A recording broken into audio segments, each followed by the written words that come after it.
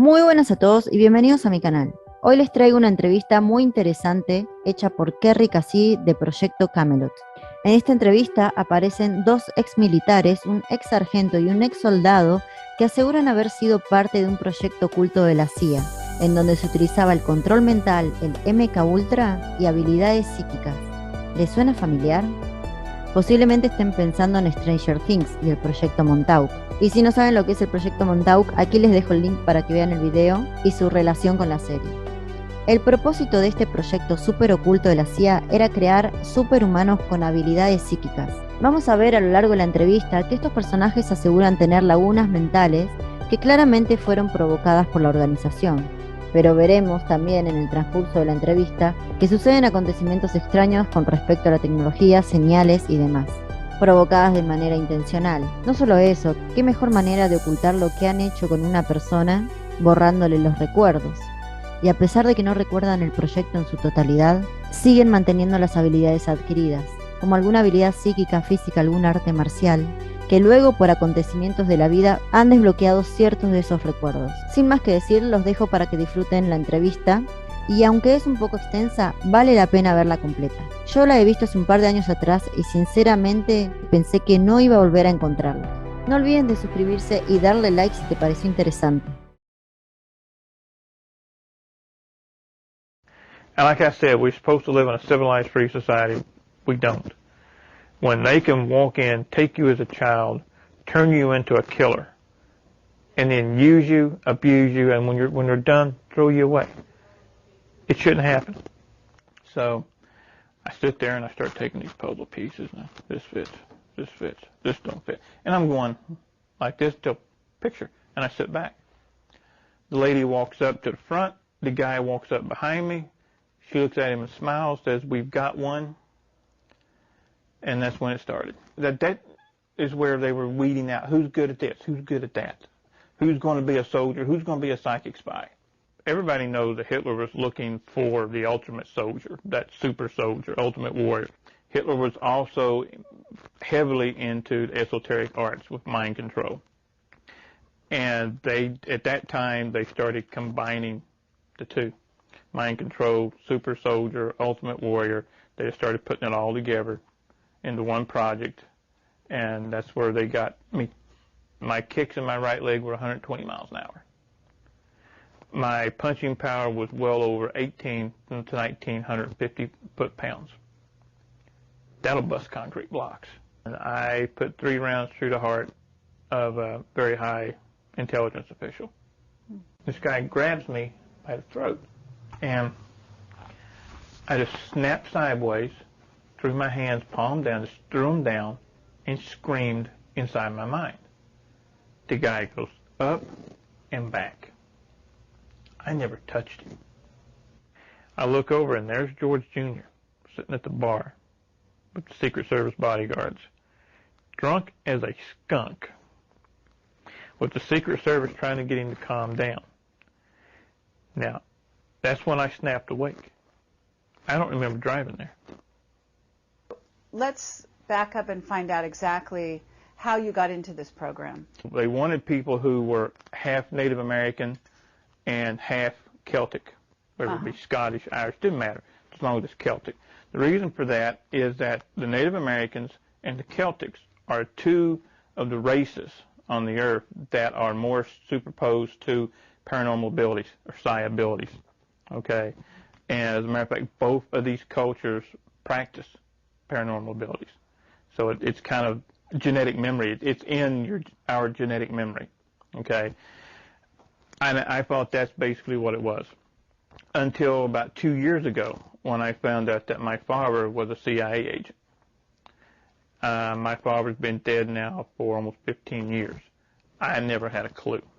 But with that new information, it made a lot of smaller tidbits of information and a lot of things that happened in the past. Now it all fits.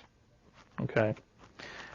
Basically what happened with me is in 1966. I was 6 years old. And both my parents loaded me up in a truck, took me to town. Yeah, it's at the edge. It's dark, it's cold, snowing. This is I'll never forget today, okay, because it stands out. Why are we going to a hardware store this late in the afternoon? So we go into the store, and at this time my mom and dad are like not fighting, but they're not getting along. And I've been in the store several times with my grandfather. And we go into the back. I've never been to the back. And there's a door there that if you didn't know it was there, you'd walk right by it. Mm-hmm. So we go in, and here's 6, 7 other kids about my age. And they're all sitting at these tables, like these kindergarten tables, sitting down low with the small chairs. And they all have the same thing. They look like puzzle pieces. Well, this lady comes in that did not fit. Okay, she's tall, she's elegant. The fur coat, come on, this is Eastern Kentucky, okay? Don't happen, all right? And she played a very prominent role from there on, because she's in several of my memories. And she sets me down to play. She says, she gives me a stack of blocks, okay? And what they are is they're puzzle pieces. And says, make me a picture, and walks off.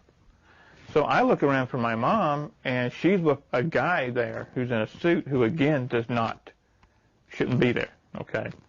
And they have a clipboard, and she's signing some papers. Now, 6 years old, I puzzled, but you don't think much of it. So I sit there, and I start taking these puzzle pieces. And this fits, this don't fit. And I'm going like this to picture, and I sit back. The lady walks up to the front. The guy walks up behind me. She looks at him and smiles, says, we've got one.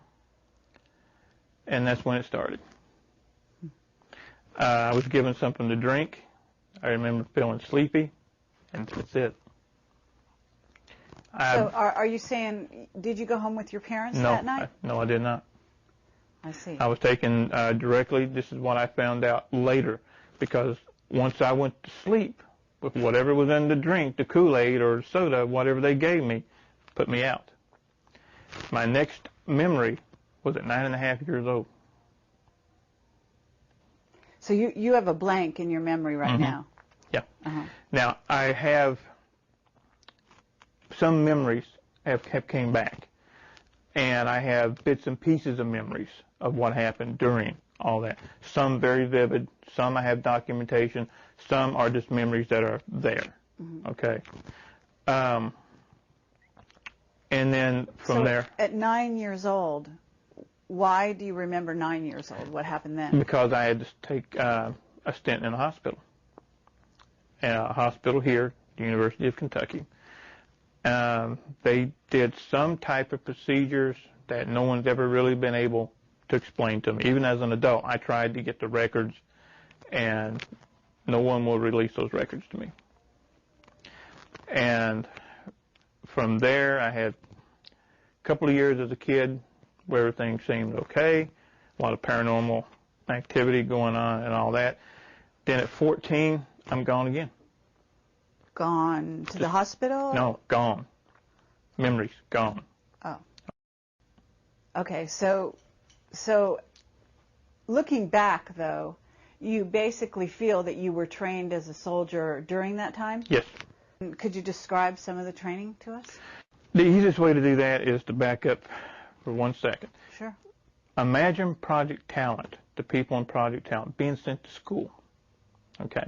When we're in elementary school, we're all taught the same thing. Okay. That's where the martial arts training was started. I have vivid memories of 15, 20 of us in a group with adults, and they trained us as adults. There was no kid gloves, okay?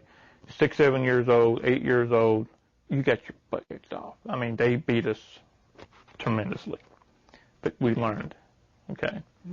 Once and the paranormal training started as well. Everybody, that is where they were weeding out who's good at this, who's good at that, who's going to be a soldier, who's going to be a psychic spy. You have at this time certain like a black belt in karate or even after I continued on, I took classes on my own. Started a couple of studios. I hold a 5th degree black now, legitimately a 5th degree black. in the real world, Right. so to speak. Right. Now, you also said something in an interview that I read that said something about having remembered when you started teaching. 5th-degree black. In the real world, Right. so to speak. Right. Now, you also said something in an interview that I read that said something about having remembered when you started teaching karate. This is how you triggered some earlier memories of all Right. this. Right. There was one incident in particular. I had a friend of mine who was an ex-Green Beret, and he wasn't a regular. He would come in and work out with me when he was home on leave or those kind of things. And we're sparring one night, and he's a big, rough, broad-boned guy, okay? He's going to go in a bar and wipe half of it out and everybody sweat. So we're sparring, and I did a technique that when he came up off the floor, he's angry, bumfuzzled. He's like, where did you learn that? And then it hit me. I don't have a clue. Where did I learn that? And he said, that came straight off the farm. I'm only 19 years old. I said, farm? What are you talking about? Cattle farm? Pig farm? I didn't have a clue. And he said, the CIA training facility, the farm. And little things started clicking. Okay? And when I really started to get memories back was about 8-9 years ago when I had an automobile accident. And it ruptured 3 discs in my neck. And when they finally gave me the MRI, the electromagnetic resonance didn't mesh with the cranial implant. That you had gotten... Somewhere, somehow, I have a cranial implant. And I say this because I have it on film. And when they put me in the MRI machine, when they turned it on, when it started to spin, okay? Right. Imagine tremendous pain. Also imagine you're in there and you see 1,000 TV screens and they come at you at once. On each one of those TV screens is a picture. Each picture is a memory. And it's just coming. That's amazing. That's how I started to get total memory again. And now, I don't know, was this also correct? You were screaming and the engine, yes. the MRI blew up? Or? The MRI the machine itself caught on fire. That's what actually brought me out of it. Because I'm there in nothing but my underwear and a gown, holding my head, screaming bloody murder. And I noticed smoke, okay?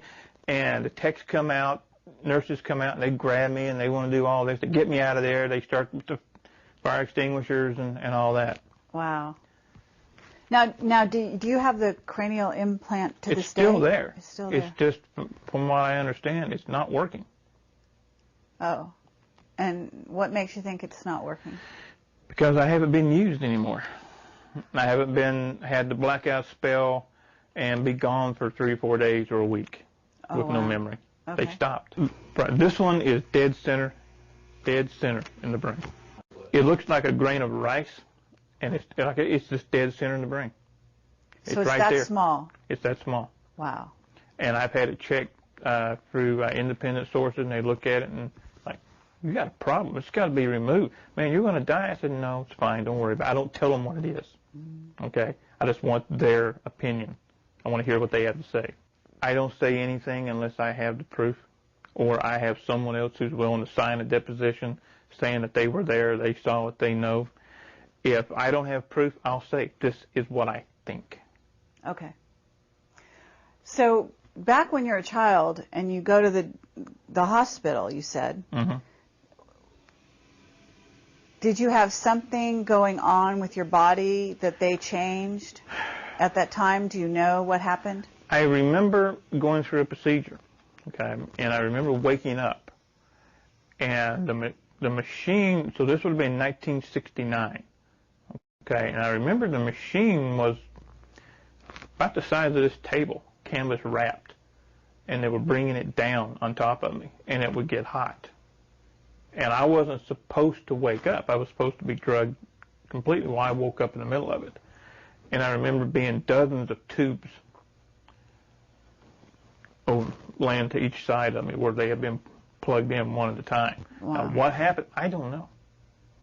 Now, did you have uncommon strength, or were you, did you notice drastic changes in your outlook towards reality? I mean, at 14, this is probably hard to tell, but, as time went on, do you think that you developed at a different rate than other children?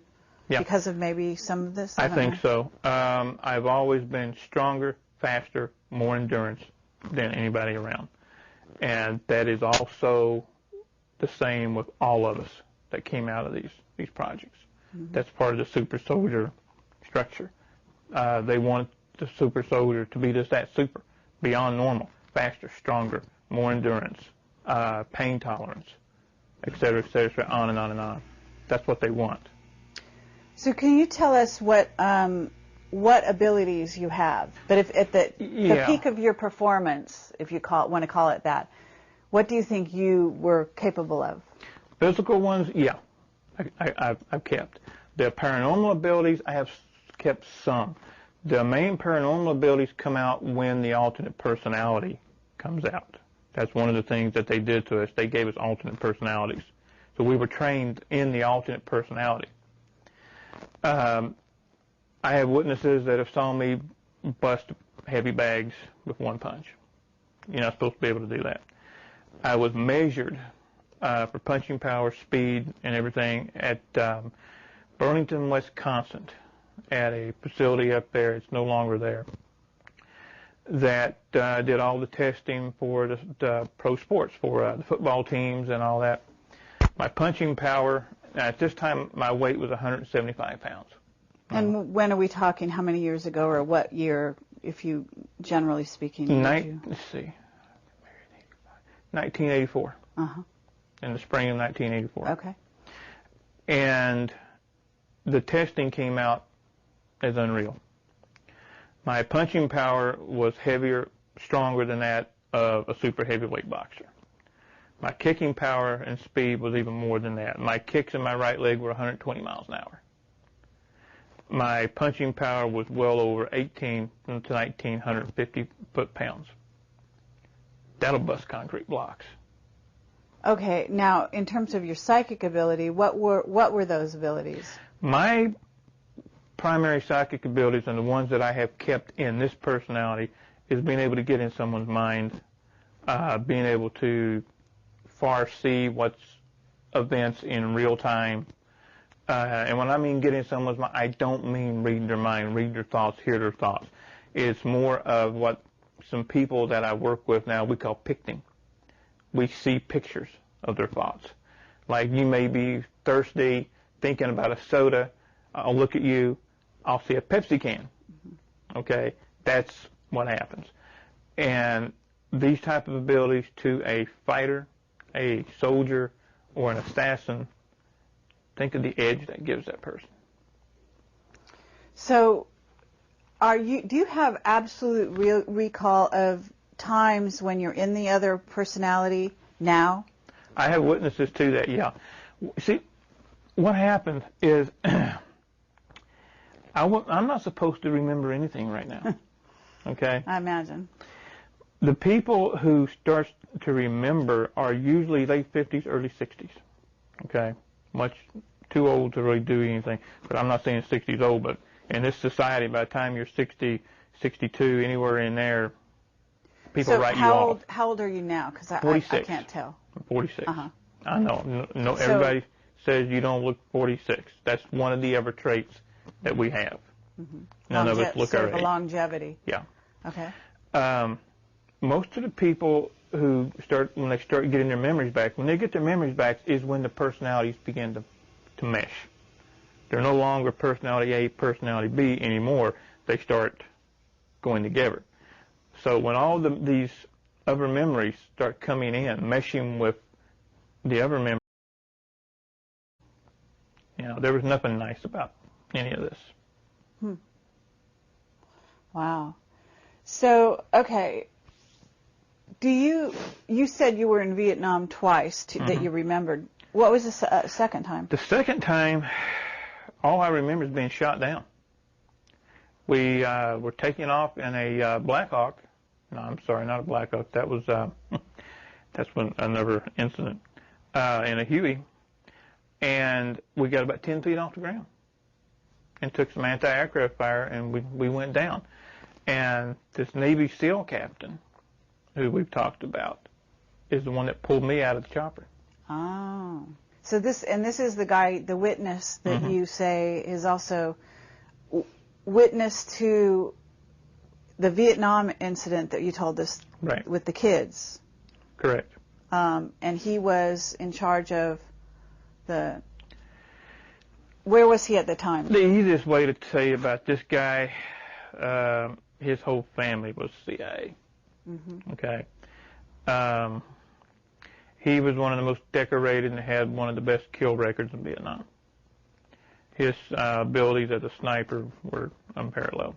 And then at the same time, he was also a sailboat captain, because he pulled, I think, 5 or 7 tours in Vietnam. So, but he wasn't messed with the way you were, I'm assuming. He does have some memory gaps, yes, Okay. but not to the extent that I have or some of the other. And how did you guys hook up? When I started getting my memories back, I started looking for him. Because you knew who he was? I mean, now you remembered from the age of 12 who he was? Yeah. I remembered his face, and I knew, being what he was, he's going to only be in certain circles. So I started frequenting those circles. And I finally found him, and we sat down at dinner at a casino and started trading stories, and that's history. Wow. That's great. Is he willing to come forward on record? He is, yes. Would you introduce us? Yes. Thank you. Absolutely. Okay, so can you tell us a little bit more? I mean, I'm going to imagine you were a remote viewer. Am I right? Not one of the best, but yeah. Okay. So you were physically trained. You were mentally very astute. What was your title? Were you, in other words, you said some were psychic spies, some were warriors? Correct. My problem, and I've been told this by some very strong size, is my problem is that I fight the psychic abilities. I don't just let them flow. I fight them for whatever reason. I block them myself. I went, as I graduated through Project Talent, I said it was a school, moving on. At what age was this, would you say? This would have been mid to late teens. Okay. I was turned into a soldier with psi abilities. Like I said, I wasn't one of those that was put into the pitch black room and could tell you what a politician 4,000 miles away was having for breakfast. Okay, I wasn't one of those. Okay. I know some people who were. Sure. But I wasn't. Now, did you know Joseph McMoneagle in that? That name does ring a bell. Uh-huh. I've been asked that before. I just can't say for sure. Okay. So where were you based, do you think? I mean, you weren't based in Kentucky. No. I have memories of being in several different training facilities. I do know I spent 3 years on St. Thomas, on the island of St. Thomas in the Virgin Islands. And that was verified to me about 3 years ago. Okay. I'm going around seeing people, and they're looking at me and saying, I haven't seen you since you were a kid. I guess what I'm trying to get at is, once you were trained, you were sort of ready to go. So where did they use you? Do you have any idea? Were you in war? After Nam, I do have some vivid memories of a couple of assassinations that were carried out. I have memories of being on military bases. And I had it verified that I was at Norfolk Station, Norfolk, Virginia, by a radar man who was stationed there when I was with a team. And he contacted me because he saw my picture. And so he told me, what happened during this time is that he told me things as fact that happened that I thought were just dreams/memories. And he's telling me this without me telling him anything. Were you an assassin? Yeah. Okay. Yeah, I was. And I don't know, how did you assassinate people, and what kind of people would you be assassinating? Do you have any idea? I mean, were they people in wartime? Were they No. Americans? Some, yeah. One that I remember, and I think I remember it so vividly, is because it was the last one. The last time I ever did anything for the government was in D.C. And I put 3 rounds through the heart of a very high intelligence official. Now, do you have conscious memory of this? Or? Of this one, I do, yes. Okay. I never knew the name. I was given a photo, a target, habits, do the job. That's it. And do you remember any operations taking place in other countries? France. In France? Mm-hmm. That's interesting. What the vivid memory is that I have, and I also was shown a photograph of me sitting at a little cafe from the Eiffel Tower. Okay? I have no knowledge at that time of being in France. But the guy showed me the pictures of 8x10 black and white, and there I am, drinking something out of a cup of steam, and there's the Eiffel Tower in the background. Wow. And I remember doing a job, but I don't remember what it was about. A decoy was sent in, and what the lady was to do was to get the guy to come out of the bar, hopefully not exactly in his right mind, inebriated if possible. And my job was to snatch, grab, get the information, and then terminate. And I remember doing the snatch and the grab, and then the memory fades from there. Uh-huh. So you must see movies, right? No, I don't. Oh, you don't go to I movies? can't. Okay, because I was wondering if maybe, you know, there's a lot of violence in movies, a lot of scenes of that kind of thing, and I was wondering if those might trigger some of your memories. They do. Violence per se does nothing. I love wrestling. Okay. As a matter of fact, I used to incorporate professional wrestling techniques into my teaching when I was an instructor. It's not the violence per se. The last movie I tried to watch of that nature was The Bourne Identity. I couldn't get halfway through it. I do a total change. Okay, you see, your personality does a change? My personality changes. God help whoever I'm watching a movie with. And I'll just get up and walk away. Sci-fi movies don't bother me. But anything concerning government black operations, CIA, NSA, covert killings, I can't do it. Do you have any remembrance of other planets? I know this sounds a little out there, but I have heard of actually some not. soldiers. Actually not. There is one thing that a couple of us share, and that is a deep fear and dread of the planet Mars.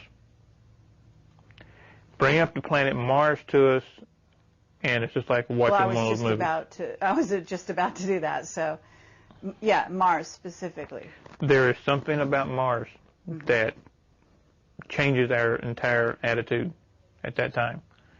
I know one person who point blank says they better leave Mars alone. Leave it alone. Meaning leave it alone, don't talk about it, or meaning don't go there? Don't go. That they're waking something up. On Mars. Mm-hmm. Now you're still a psychic, when Sure. you say. Okay. So you must have some thoughts or associations. To mesh. They're no longer personality A, personality B anymore. They start going together. So when all these other memories start coming in, meshing with the other memories, they go nuts. Most people. So most of these people committed suicide. Okay. Okay? And now the ones who didn't wind up in asylums. Is it possible, Duncan, that they could also have been programmed to commit suicide? Yes. Like Yes. a kind of self-destruct when no longer useful? Mm-hmm. Absolutely. So you kind of have beat the system in a certain sense. Mm-hmm. And you must have had struggles So what's keeping you going, and what is it that you think allowed you to sort of maintain? After the car accident, we moved from this area. We moved to upstate New Jersey. I was never supposed to lift anything over 5 pounds again. I was never supposed to be able to hold my arms above my head. That's how serious the neck injury was. 2 o'clock in the morning, I'm sitting in my apartment in New Jersey, and this little voice comes in. Says, "What the is your problem? What's wrong with you? You wimp, you're going to give up? You've been a fighter all your life. Get up and fight." I started doing push-ups that night. A year later, I'm fine. So you basically brought yourself back from your injuries. The injury's still there. I can go to a neurologist right now, let them do an x-ray, and they'll look at me and say, "You need to be in surgery today." Okay? Huh. But I refuse to go. The pain is still there. I live with pain 24/7. And again, if this hadn't been done to me as a kid, yeah, I'd probably be taking pain pills on a regular basis. But you're not. I take nothing. Mm-hmm. So now I'm curious because you have this tattoo on your arm. It looks actually kind of beautiful. Is this something you got in Vietnam? No. This was supposed to be one of a kind. It's my design. Really? This was something that came to me in a dream, actually. Wow. And I designed it. Is that a dragon? That's a dragon. Uh-huh. And I had a tattoo artist do it for me. And it stayed one of a kind for a couple of years, and then all of a sudden I started seeing it out, and she does have her work on a website. Uh-huh. And then I'm walking in the Walmart across the street of all places about 6 months ago, and there's a paperback novel, and that's on the front cover of the paperback novel, identical. And you designed it? And I designed this. Wow, cool. It's very nice. So what happened in Vietnam? Because you have an amazing story about that. I was in North Vietnam twice that I know of. Okay. Some of these areas are still murky because, like I said, I keep finding out more things every day. Okay. Once when I was 12 years old. Okay. I know people say, "My God, 1972. You were in Vietnam in 1972. Actually, we weren't in Vietnam. We were in Cambodia.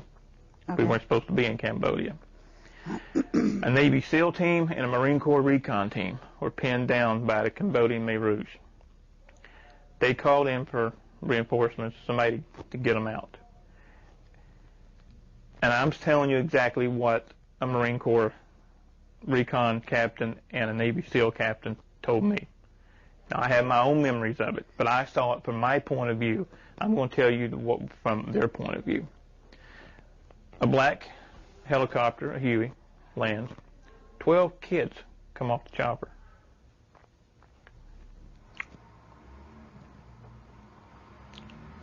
Yeah, there still are a couple of things. Take your time. We got all the time in the world, Now, and I can understand. Long story short,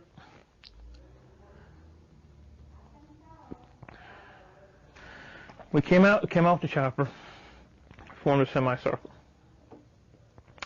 and we all held hands. Were they all boys? No.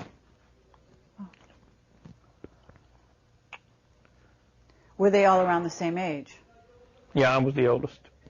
Okay, so all around the age of 12? Anywhere between 9 and 12. I was team leader. Okay. On that. We held hands, raised our arms, and killed them all.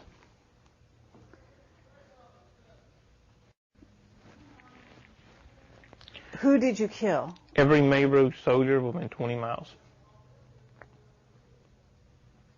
How is it that your powers were able to target the other side and not?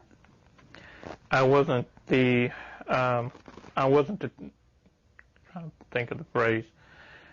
I was like the lead battery, but I wasn't the one who did the targeting. Aimed. So you didn't you didn't actually aim your power. You guys were the power. Someone else did the aiming. Was it the kids that did the aiming or someone else completely? One of the other kids. Oh, yeah. Okay. Now, did you know the other kids? Mm-hmm. At the time, you knew the kids? I know one right now. Do you? Mm-hmm. Okay. Now, is this person willing to come forward or not? Not this one, no. Are they even aware that they're one of them? Mm-hmm. Are they? Yeah. Wow. Okay.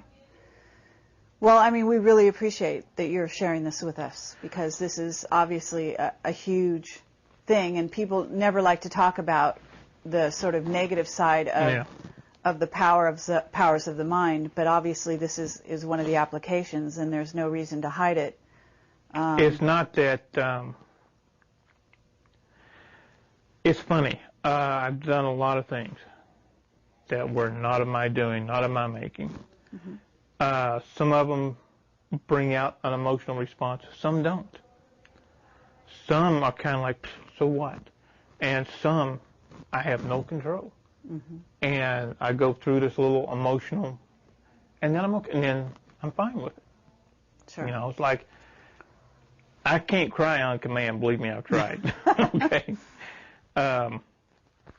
But the way it was explained to me, it makes perfect sense. 12 kids. Imagine 12 batteries. You have one battery, you might get nothing. Add 2, you get a jolt. Add 3, you get a burn. Add 12, mm-hmm. you get electrocuted. Mm-hmm. That's basically what we did. The 12 of us joined up through everything, kind of the semicircle, start from the center, because I was in the center, like this, out. Mm-hmm. And that's what happened. And this is something you guys were obviously trained to do. Right. Do you have a memory at all? Has anything come back of your trainers? Remember the lady in the hardware store? Mm-hmm. Yeah, she figured very prominently when I was young. The next memory I have of her is in a lab coat. Oh. And I'm in this house. It's been described to me as the mansion. And I have my couple of ideas where this place is or was, but I have no proof. Okay. Mm-hmm. I'm in a hallway, and there's green and white tile. These 12 by 12 mm-hmm. tiles is on the floor. And I'm doing something that all of us that come out of this has the same trait. We don't come down on one knee or anything like that. We squat. Makes no sense in some ways, but in some ways to us it does. We squat on the balls of our feet with the arms out loose, almost like an animal. Okay? Okay. About 10 feet away, I have a small water bucket. And what I'm doing is raising the bucket, trying to turn it over, sit it down gently. Raising it with your mind or with Correct. Your hands? Just with my mind. I see. And what I'm doing is I'm raising it, turning it about halfway, and it's just dropping. I'm not getting it. Okay? And I look around, and this lady's behind me with her clipboard, taking notes. And I tried to get a response. I looked at her trying to be nice. I said, I've almost got it. And she basically just looks down, snarls, and walks off. Oh. There was nothing nice about any of this. With Mars, are you willing to talk about that? I mean, because I know that you said that you develop headaches sometimes after these talks. Mm-hmm. Where you reveal and kind of go back in your own mind as to your history. I'm having a good one right now. Headaches are part of the conditioning. Sure. Okay, it's a headache, but it's a fake headache. It's a programmed headache. I'd like to know if you see special machinery. Yes. Okay. It's underground. Uh-huh. And have you seen any certain kind of beings there? Yes, they're in stasis. It's like a kind of artificially induced hibernation. Thank you. And is that, it's not humans that are in that state? No. It's the beings. And they're very tall. They have long features. Do they look like the Egyptian Quite believers? a bit. Okay. Quite a bit. Talk a lot about anger in in the recent interview that I saw that you've got, I guess, on your site. Yeah. And can you tell us a little about that? Can you describe the anger, how you deal with it? There was, at one time, it was pure rage. When these memories came back, and when I sat down and I started putting together all the things that, starting at 6 years old, all the things that was done to me, things that I was forced to do, etc. It was pure rage. You know, my first impulse was to go to D.C. and just go nuts, okay? Well, as the old saying goes, I'm crazy but not stupid, okay? And as a fighter, I was trained, channel your anger. Don't let your anger channel you. Mm-hmm. And that's what I started doing. So I took, instead of just being so mad I can't do anything, I turned that anger to being so mad I want to do something. And I've stayed that way. So is that why you started writing books? No, actually I started writing as just kind of my own therapy, just to get it out. Mm-hmm. And I had never written anything. And somebody read some of it and said, this is pretty good, you need to keep it up. And so I did. And now you've got a book coming out, isn't that right? Yeah, Deadly Awakening. It's about everything we've talked about here, plus all the side streets that we don't have time to go up. It's supposedly going to be turned into a movie. Okay, that totally caught me off guard. So. Well, that's wonderful. You know, that's very exciting. In terms of telling your story to a wider audience, what would you like to result from that? I would like to see enough people wake up to march on Washington and say these projects stop, and hold the people accountable. Okay, there's not going to be class action lawsuits. There's not going to be prosecution. That's fine. You know, I got over that years ago. Everybody else involved needs to get over that. Just hold them accountable and stop it. Okay? Do you think this is still continuing this day? Yeah, absolutely I do. Do you have any information about in what form these projects are continuing? I remember think you said that in the 60s there were 1,000 kids, of which there were there are only 60 left. In 1966, there were supposed to have been 1,000 that were taken worldwide that was in my group, as it were. There's only about 20 of us left now. You know, I think what I have to explain, we were actually at 6, 7 years old put in survival of the fittest. Okay, our personalities were split. Any normal kid, any normal person would not do the things that we did in their right frame of mind. So they had to split our personalities, and they had a clean slate with that new personality. Had no rhyme, no reason, no right, no wrong, no concept. So they made it into what they wanted it to be. This is how they split my personality. Now, I don't know. I'm sure they did the same identical thing to other people, but I know for a fact not to each one. There were different techniques for different people, different kids. Now, the way it was described to me when I was a kid is it's your treatments, almost medical terminology. Imagine being 6 years old, and this is one of the funny things. I can talk about this with very little emotional because it was done to me, not something I did to someone else. You're strapped naked to a wooden chair. Arms out like this. Here, you're strapped here, here, and here. Your fingertips are spread open. Things are inserted here. So you can't do this. And I know you noticed, because I saw it in your mind and I saw it in your eyes, I have a phobia about my fingertips. What they did is they inserted needles underneath the fingertips. That's bad enough. Hook those needles up to electric current and turn it on. Waterboarding is where you basically drown the person and then bring them back.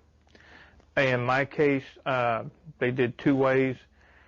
Strapped to a chair and would take a water hose and just spray it. You can't breathe, and then you and you're gone, and they bring you back and all that. And then I remember having my head dunked. That's why I don't swim. Now, what would be the purpose of that? To cause pain, intense pain. What happens when the body and the psyche goes through the amount of pain it can tolerate? You black out. You pass out, you faint. Well, the Germans brought over a drug with them.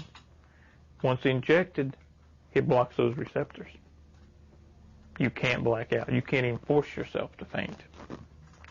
So once the psyche has gotten to a point to where it cannot take any more, you have two choices. Split off into another personality to save yourself, or die. Okay. Okay, I understand. When the pain becomes too much, the way you're able to survive and stay together mentally is actually to go someplace else. Exactly. And you go so far someplace else that you're actually in another, you creating another part of you. Exactly. You create a total separate individual to where they can pull out that alternate personality. Now, 1 second I'm me, next second I'm somebody else. Now I'm back to me. That's how they wanted you. Have you seen Manchurian Candidate? No. You never saw that? No. Okay. Well, if I refer to that movie, I don't know if you know what I mean, but... I know what Manchurian Candidate is, You know what it's about. Yeah. Okay. Is it possible that you could be activated by a phone call, say? The last time that I did a job, that's what it was. I got a phone call in the middle of the night. Can I be activated now? I do not think so. They burnt the chip out. Okay. Do you think it's a tone? Do you think it's words?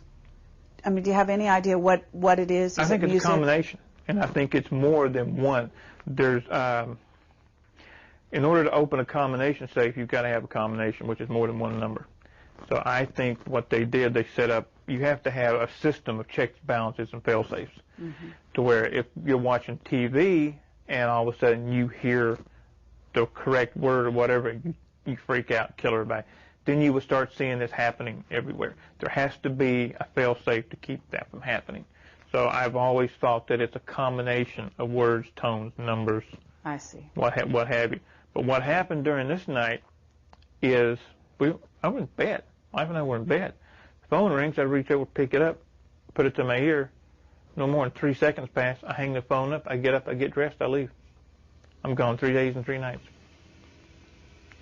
And at that time, we lived exactly 11 miles from the airport that you guys passed coming here. Something up. On Mars. Now you're still a psychic, when you say. Okay. So you must have some thoughts or associations with Mars.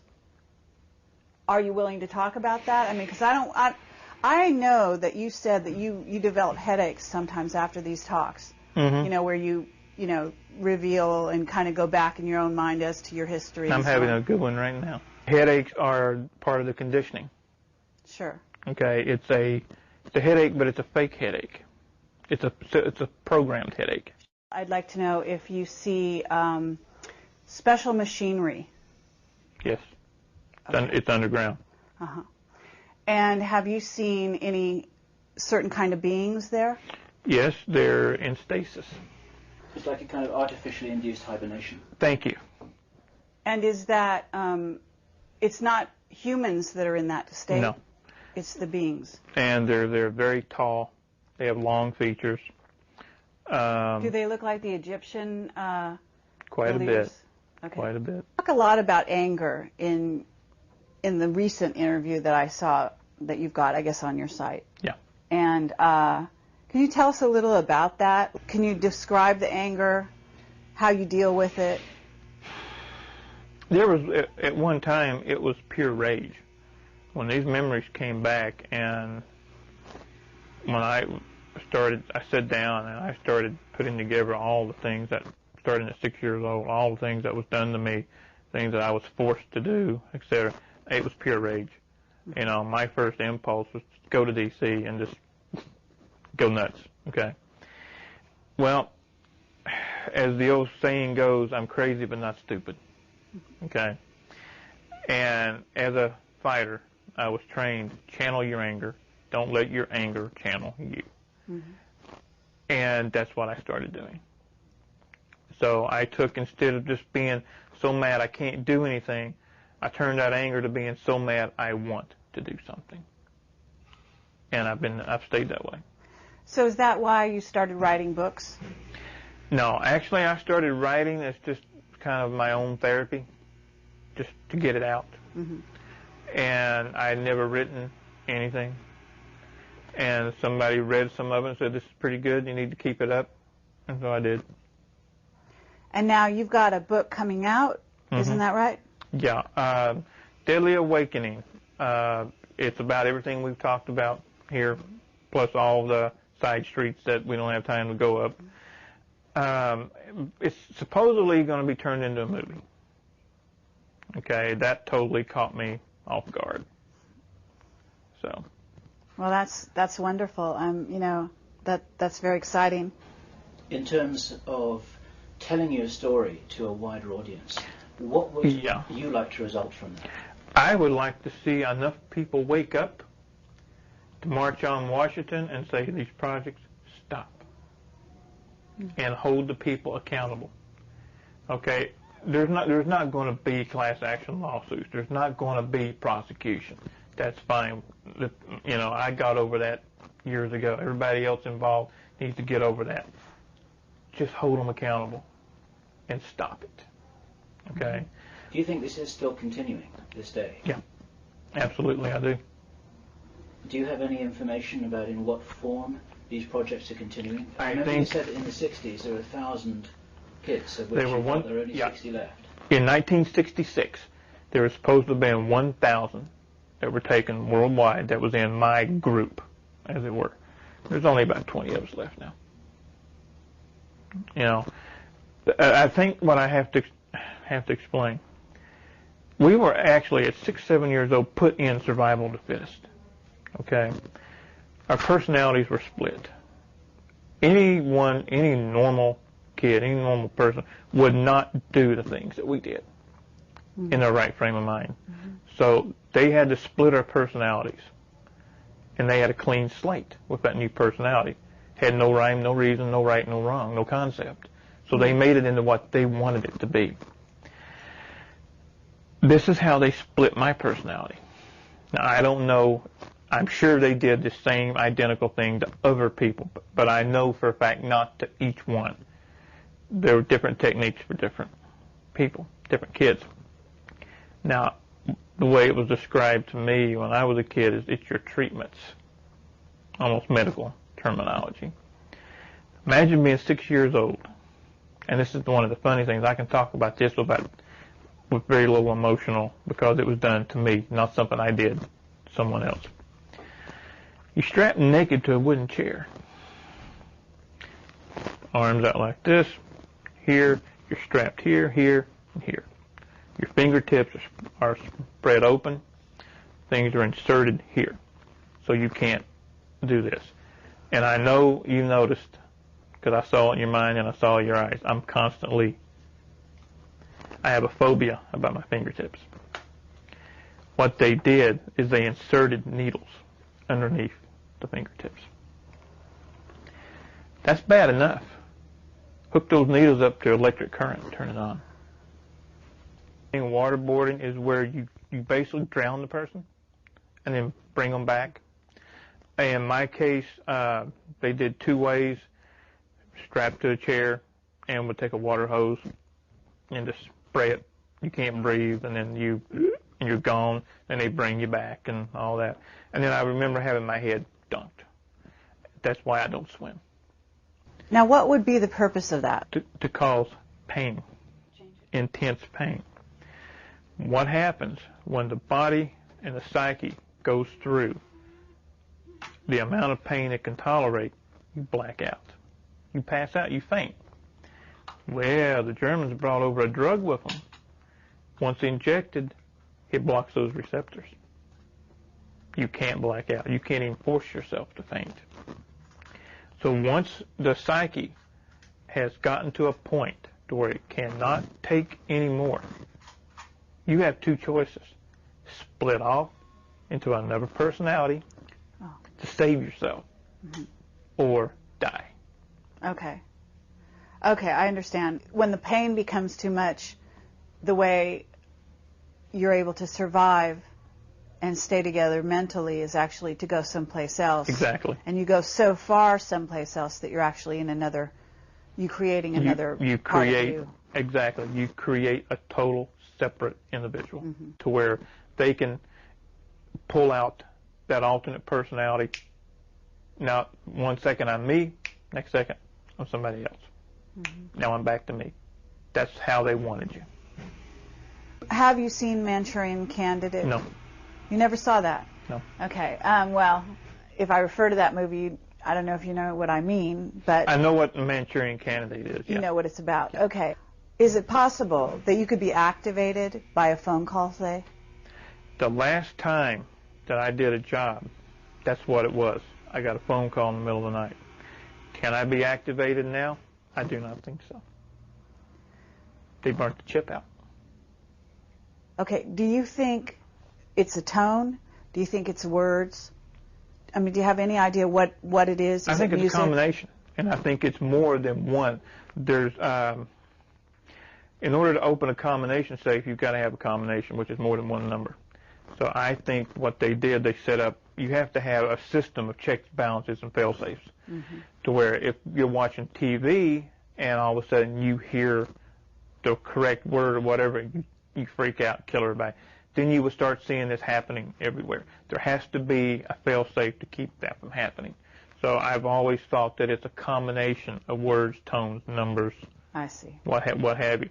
But what happened during this night is I was in bed. My wife and I were in bed. The phone rings. I reach over, pick it up, put it to my ear. No more than 3 seconds pass. I hang the phone up. I get up. I get dressed. I leave. I'm gone 3 days and 3 nights. And at that time, we lived exactly 11 miles from the airport that you guys passed coming here. Oh. Robert, Duncan, Ophidian.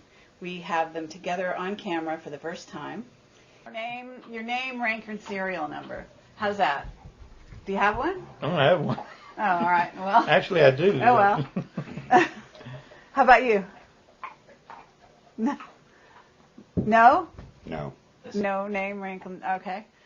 Patriot, constitutional patriot and Bill of Rights. And retired? Retired from the telecommunications industry. Okay. We're in Pahrump, Nevada, right? In my humble home. It's 2007, and we're very happy to be here.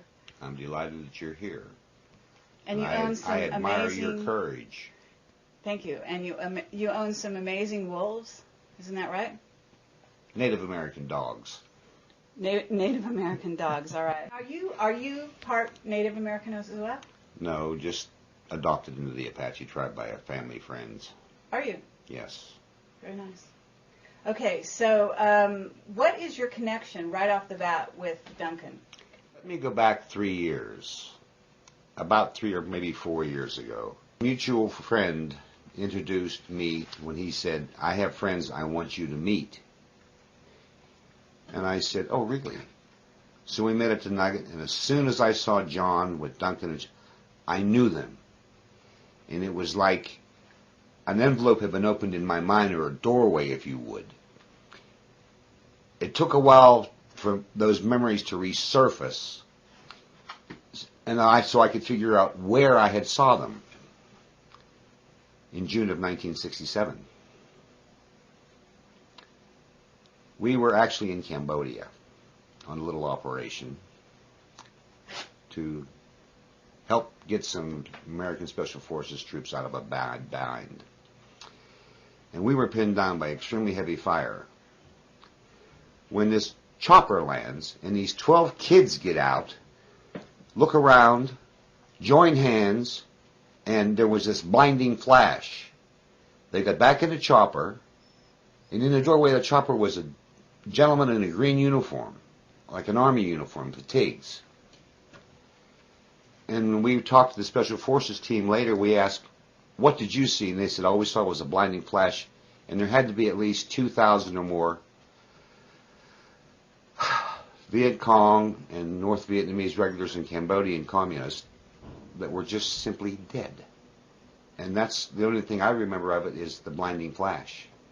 But there was this little kid with a huge, white kid with a huge afro. And this little girl, very dark-skinned, was beside him. They got on a chopper and just flat disappeared. Well, some days later, I'm in Saigon, and there is this gentleman again from the aircraft. And he didn't introduce himself. He looked at me, and I looked at him, and he turned around and walked away. But he had an insignia that I had never seen before on his shoulder. You were Special Forces? I was in a group that didn't exist. What were you called? Green Berets? Black Operations. Do they have a name for your division, or? Black Operations. That's it? That's it. Were you ranked in the military before you went into Black Operations? Mm-hmm. As what? It Are would you have at liberty to say? Well, officially I was attached to the Navy, and my official Navy record isn't at all like what I was involved with. Okay. What does your official Navy record say you were? Oh, it says I'm a radar technician, and I went to B school, and I was on 5 ships, and I was on a swift boat detachment, and was in Vietnam for 14 campaigns. Now, and what is the reality behind that? I wish I could say for sure, but I have memories that are coming back that I can't explain. But Dunk's already talked to you about Project Talent. Now, are you feeling that you were part of Project Talent from another angle? I'll answer that in this manner. When my mother was 87 years old, I said, Mother, I have these reoccurring memories of being with my uncle during the summers. She looked at me and had this mischievous grin on her face, and that's her up on the wall. She said, you were never with your uncle in the summers. You were away, and you'll figure it out as you get older. Is your family patriotic? You know, were they in the service? My brothers served in the Marine Corps. Both brothers did. And I was assigned to the Marine Corps, but there's no official record of that. You flashed back on this memory when you met Duncan, or after you met Duncan? That memory has come back to me several times, but when my son was 9 years old, he and I went fishing for a month. And we were in the middle of Strawberry Lake fishing, and he's having a tremendously successful day fishing, and of course I'm not catching anything. And he looks at me out of the blue and says, Daddy, what did you do in Vietnam? What did you really do? That's the night the nightmare started. Wow. And what kind of nightmares are we talking about? I wish I could tell you, but I've talked to my VA counselors many times, and they said, be glad you don't remember them, because what you're doing is refighting battles. Okay, but I'm assuming that what part of the nightmare was seeing the children in the field. Is this right? That did not happen until Duncan and I were talking one time about when we remembered seeing each other. And we remembered the same incident, literally word for word. For me, that incident in itself was just like a nightmare. I remember getting off the chopper. I remember the other 11 kids. And I remember the blinding flash, and I remember getting back on the chopper. But before the chopper landed, after the chopper took off, I don't remember anything. In one particular memory that I have that is very vivid, I was in a chopper. I was a little older in this one, and we were shot down. I remember the chopper took off. We didn't get more than 10, 12 feet off the ground, and we took some kind of fire. call it anti-aircraft fire, because to me, if I'm in an aircraft, I don't care if it's a 22 or a 90 millimeter howitzer. If you're shooting at me, it's anti-aircraft fire. And we went down. And I remember this man here dragging me out of a burning helicopter. Were you in the helicopter at the time, or were you nearby? That, By unfortunately, I coincidence? don't have a recollection of. Okay. I know he wasn't in the helicopter. Mm-hmm. I was the only passenger in the helicopter. Okay. You saw these kids in the field. You saw these people die. Do you know basically how many people you're talking about were killed? I would have no idea. There would. Were there villages? I mean, was it a village like No, children, it was not a village. women? It was in the jungle. Okay. And there were had they to all be. Men? There could have been. We didn't bother to do a body count. No, but I'm just generally speaking. What we saw were men. Uh-huh. Soldiers, I imagine. Yes. Okay. If you want to call. They were armed, in other words. Oh, yes. Okay. All right, just trying to get With the setting. everybody's favorite weapon, the AK-47. Yeah. Except All a right. few that were carrying M16s and M14s. Okay, so, and this was what year? 1967. And you were there on a black operation. Mm-hmm. Okay. And do you have any other memory of that specific incident? No. That's it. There are memories that are trying to surface that either I'm intentionally blanking or they have been blanked extremely well.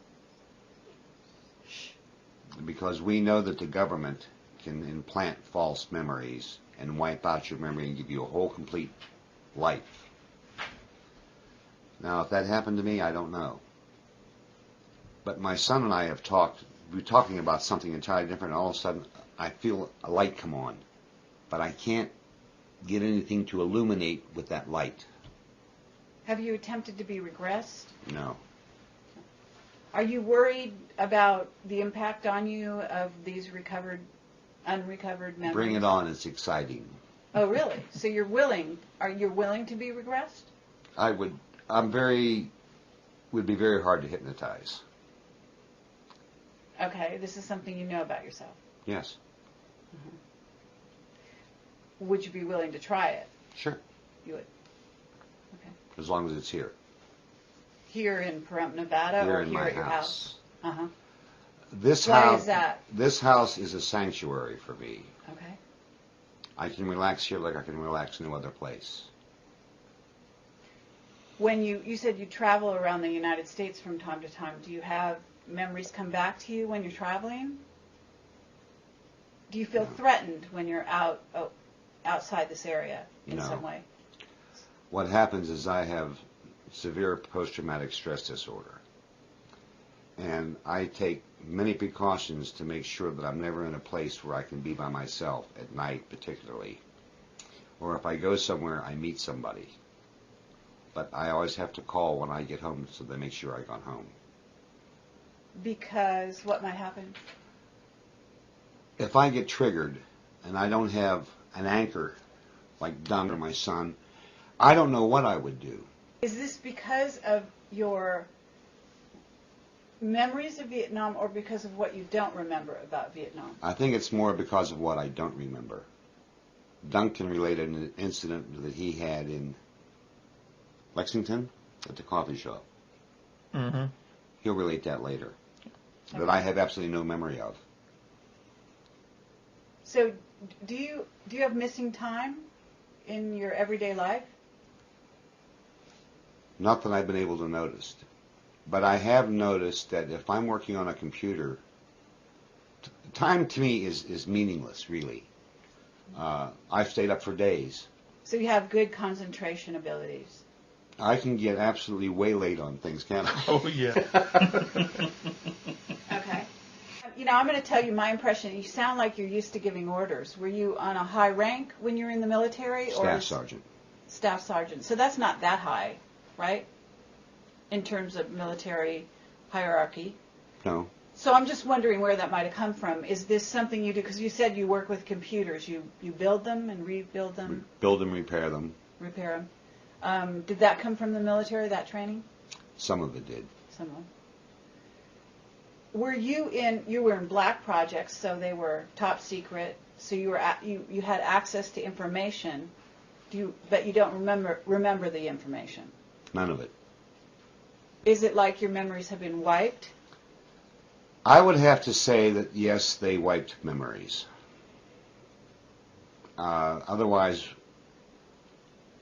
I can recall things happening back to when I was 3 years old. Okay. But you can't recall. There's a lot of time in the service I have to question where I was and what I was doing.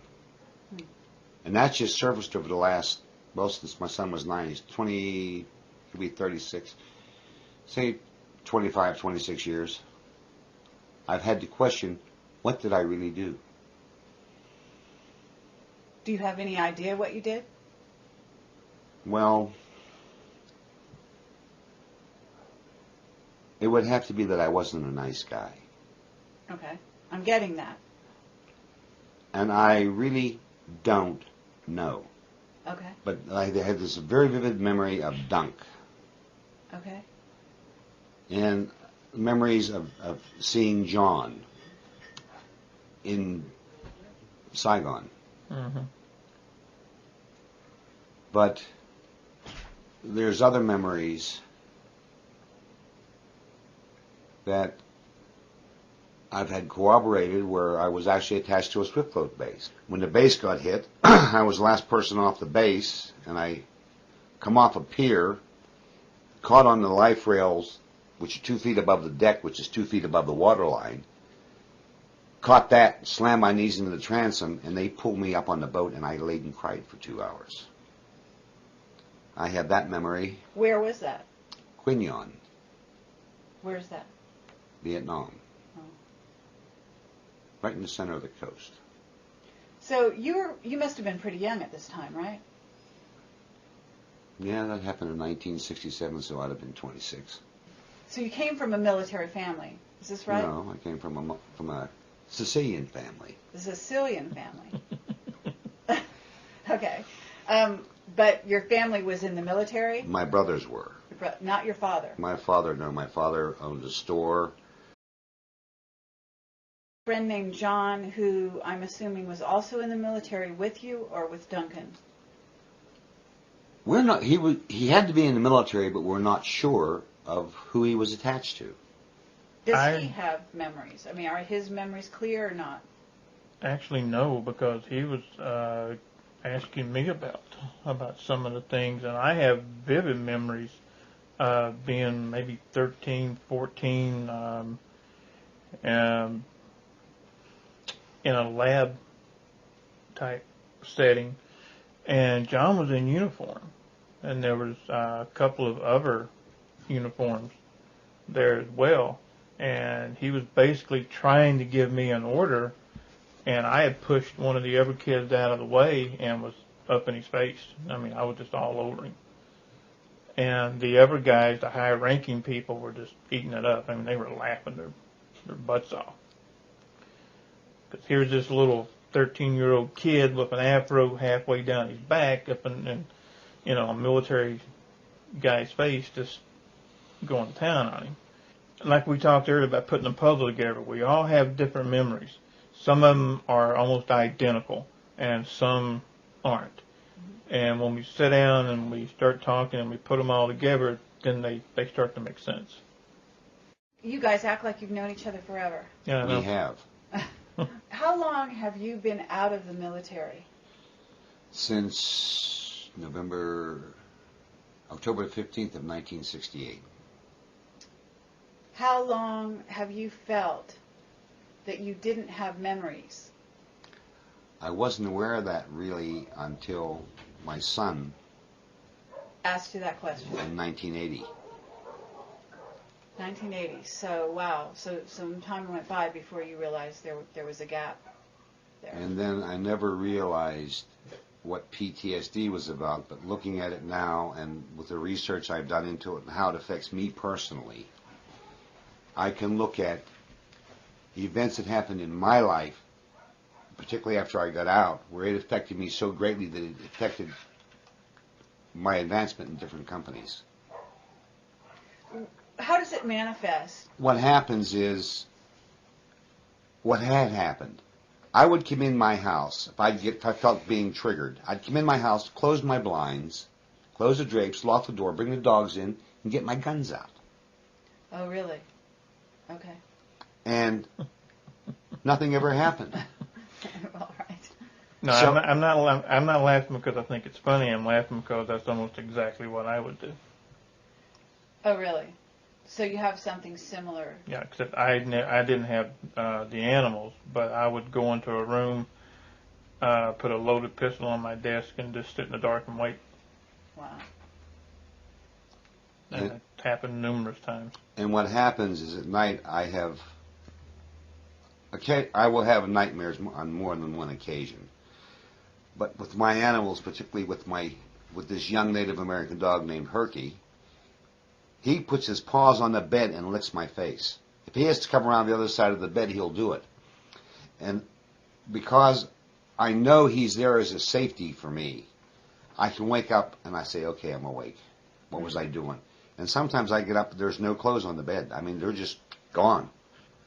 The pillows are gone. They're gone. Dogs are on the floor looking at me like, what did you do? Do you feel like you have special skills that you didn't know you had the way Duncan does? Because I see that you collect swords. Do you know how to use them? Yes. Have you been trained to use them in your conscious recall? No. Really? You can ask him. That's identical. That's something that we all seem to share in common, is knowledge of bladed weapons. How to use swords, how to use knives, how to fight with them, defend against them.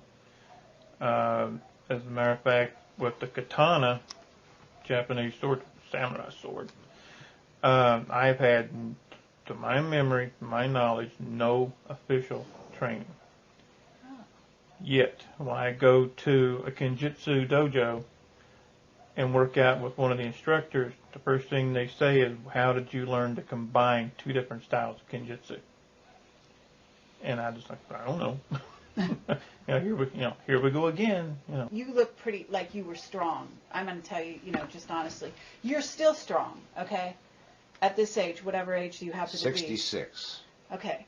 You appear to be a very strong man. And I'm just wondering if you were aware that you might have been unusually strong in your earlier life. Fear will do that to you.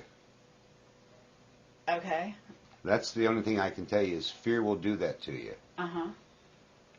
Because you know how to defend yourself? Yes. Okay. You know how to defend yourself using swords, but you don't know how you learned it, right? That's correct. I assume you know how to use guns. I have a passing familiarity with weapons. Okay. I think you're a master of the understatement, as they say. I'm getting that. Me? Yeah. I'm not touching that. Okay. Want to see my paintball gun? I'm not sure I want to see any of your guns, to tell you the truth. Where did you learn to use the guns? Do you have conscious recall of that from the military? I recall my oldest brother, coming home from the Marine Corps with a .22 target rifle when I was about 6. And he taught me how to shoot. And I got pretty good with it. How good? Good enough that I'm still here. Were you good at targets? You know what I'm saying? Is It doesn't matter what the target is, a target or a human being. Mm-hmm. When you're in combat, it's like you're up against a two-dimensional figure that can kill you. What you think takes an hour might have been 2 or 3 minutes. You become hyper alert. And I have recalls of firefights that went on, and I'm still here.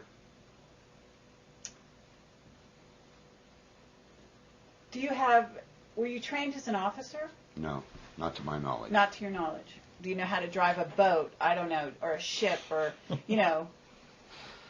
What's funny about that? My father had boats. He had cabin cruisers. He had race boats. I was raised around boats. Okay. I was raised around all kinds of vehicles. There isn't too much I can't drive. Okay. I don't pilot a plane with a dam. Okay. I've never had a desire to pilot a plane or a helicopter. Okay. You go to movies, right? No. Oh, you don't? You're like Duncan. You don't go to movies because I don't they watch. trigger... I don't watch war movies. I don't watch adventure movies. Because that triggers. Yep. What about underground bases? Do you have any feeling about that? No, but I have heard from more than one source that you can go from the coast by Los Angeles almost to the middle of the country in a submarine. You were in the military, but your skill is in the computer world. No, I really didn't get. I got acquainted with computers when I was in the service. At that time, my forte happened to be electronics, electronic warfare, intelligence.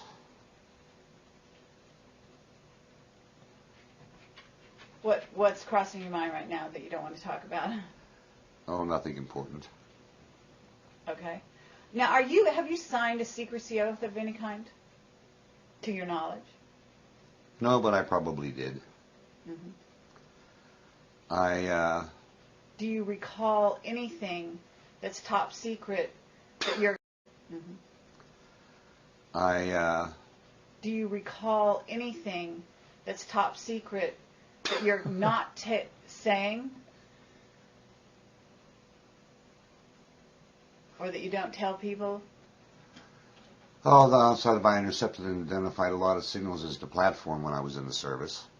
Electronic warfare was what I was really good at. I could hear a signal across the room and tell you what it was, and if I knew what part of the country it was in, I could probably tell you what platform it was on. Interesting. What about psychotronic warfare? It's a very real thing. Do you think you were involved in that? I almost would have had to have been. But do I have any memories of it? No. But you think you're knowledgeable about it? I'd say I was knowledgeable about it. Okay. When you heard Duncan's story, does it trigger something in you? At times it will. What's interesting is we both have experienced psychic attacks. And I mean just vicious attacks, to where they will keep us up for days. Are you psychic? Where were you at 1:45 today? Where were you geographically at 1:45? Pretty close by. We were getting here, weren't we? How close were you to Shoshone? We were in Shoshone at one point. Yeah, you drilled it. Okay, you drilled it. I said they're very close to, they're in Shoshone. At 1:45, I walked out. So you're saying, have you studied remote viewing? No. To your knowledge, have you studied it? No. And is it frustrating to you not to know what happened to you? No. It's not. And let me tell you why it's not. I believe that those memories will be revealed when the proper time comes to me. Or if I dig enough. I keep myself busy with my dogs, my wolves, and computers. And I have good friends who know me. They don't always understand me, and that's not important to them. You know, you have memories that you shared, but you don't know what they were. They were surrounded Vietnam and anything else besides Vietnam? St. Thomas. St. Thomas. St. Thomas. We had to go down to St. Thomas on business. And we're walking up through the marketplace, and there's an island off St. Thomas that we both knew.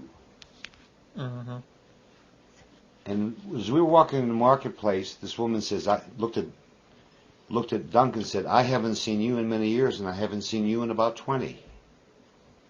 Wow. So that you were both recognized? Yes, by more than one person.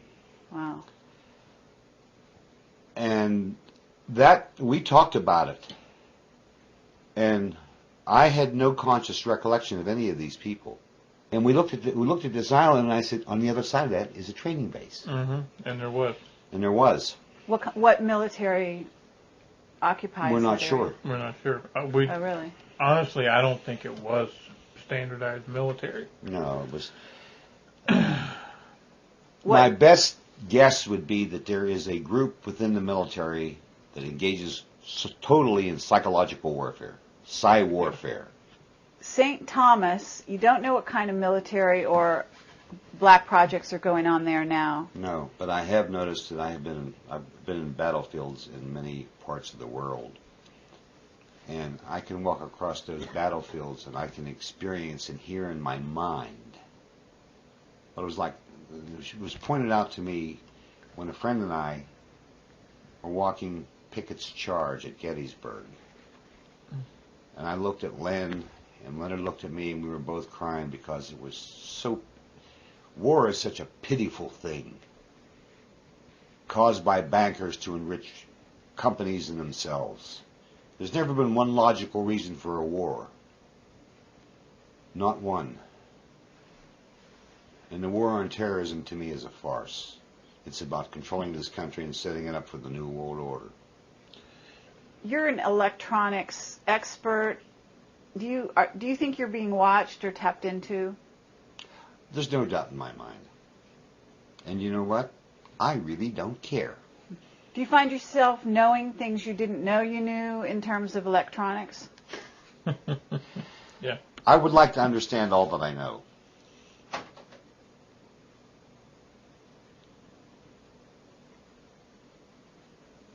Pulse went through that speaker. Yep. The TV just went on by itself.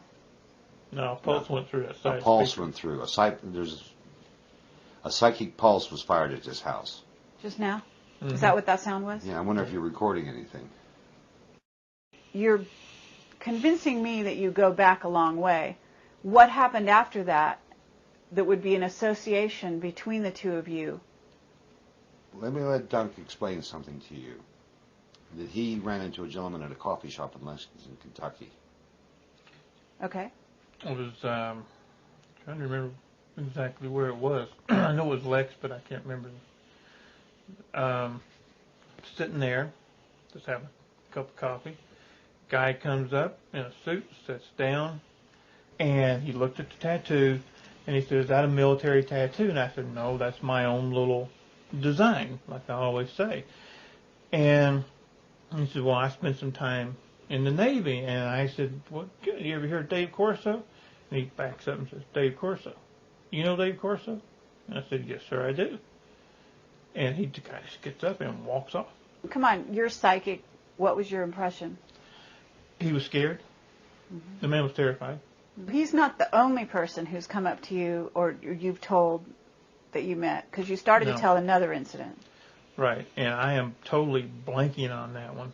And this happens from time to time. And I remember telling you about it.